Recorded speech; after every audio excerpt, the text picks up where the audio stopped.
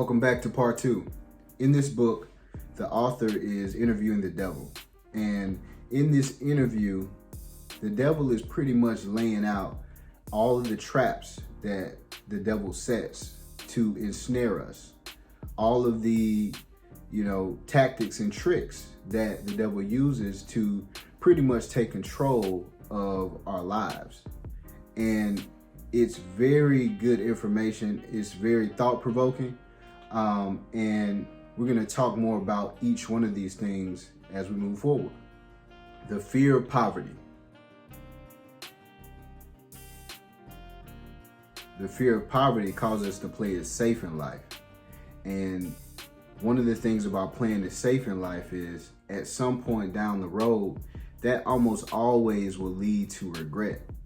Maybe you really wanted to be a lawyer or a doctor, but you decided instead to be a teacher, a counselor, a coach, whatever it may be. And this is not a knock on any of those professions, because I do believe that you should do what your heart calls you to do.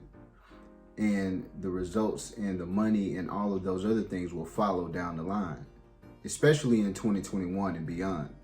There's multiple ways that you can monetize any of your talents or strengths. But we let the fear get in the way because we're afraid of losing what we have. We're afraid of going from upper class to middle class, or we're afraid to go from middle class to poor. I heard something that said we will fight tooth and nail to keep what we have, but we won't fight just as hard to get more. So the devil uses the fear of poverty against us. The fear of criticism. Many of us say we really don't care about what other people think. But is that really true? Or is that just a buffer to our own ego? I believe we all do indeed care about the opinions of others. This is why we dress a certain way when we go outside. This is why we uphold social norms. So if we do indeed care about what others think of us, then why not just go with it? We don't want to let this fear of criticism block us from the things that we could have in our lives. The devil uses this fear of criticism to keep us small. If we're afraid of what someone might say, we would decide to not do certain things. So why even fight against the fear of criticism? Why not just roll with it? Why not just accept the fact that we care about what other people think of us? Sometimes there's truth in the criticism. Sometimes there's not. But if you have people that are bringing criticism to you, you should look at it as a gift. But remember that you have the final say in its validity. You choose what you internalize. But as far as the criticism that happens without you even knowing about it, you cannot worry about this. You can only embrace the criticism that is brought to you, look at it, and think on if you need to make adjustments or not, or just throw it out. But do embrace and accept criticism, because if you don't and you try to fight against it and try to lie to yourself that you don't care about it, you're more than likely to fall into this trap. The fear of ill health. When it comes to the fear of ill health, I feel like the author is talking about major illnesses like cancer, Alzheimer's, or heart disease. Now, there is an actual anxiety disorder called nosophobia, which refers to someone who is in constant fear of extreme medical conditions. The devil uses this fear to trap you. So there are times, I believe, where we make certain decisions based off, what if I get cancer? Or what if I get Alzheimer's? I think there's a lot of times where people fall into this trap, maybe when they get older. Now, honestly, I can't really speak to this one, but I do understand how this could be something that plays out down the road more. I think the fear of ill health is simple. What I believe is that you can absolutely take care of your body. You can absolutely take care of yourself. But there's not anything you can really do about getting these certain diseases. So you can't worry about something that can't be quantified. I get it. You know, if you get cancer, what happens?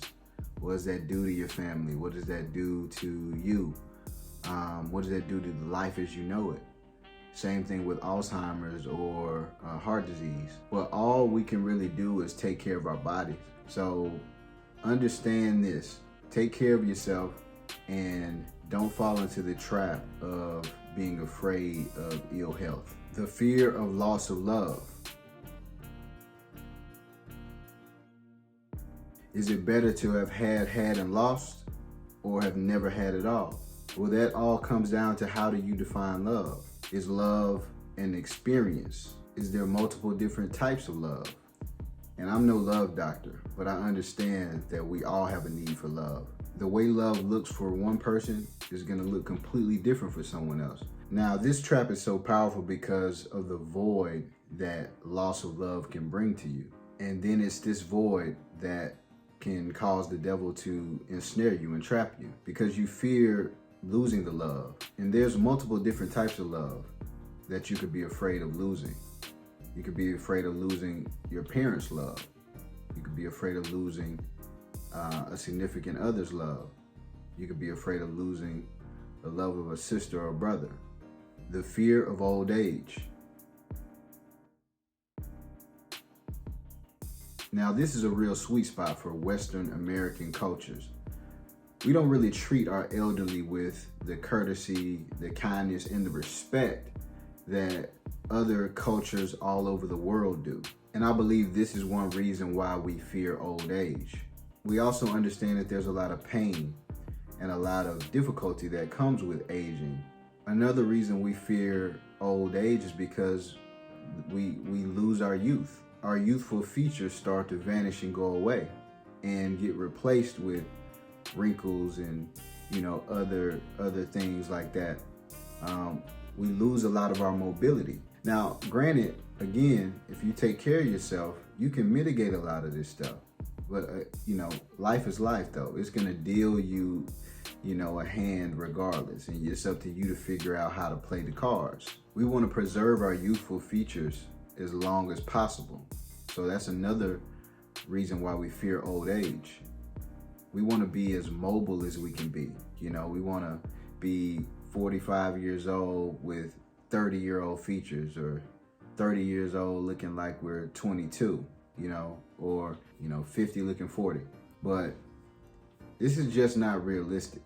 Simply put, we fear the life changes that come with old age, and this is what the devil uses to ensnare us. Now, most of us have a fear of death, and I believe that this is one of the strongest fears that the devil uses against us to ensnare us. It's considered a very heavy topic, and most of us don't want to discuss this.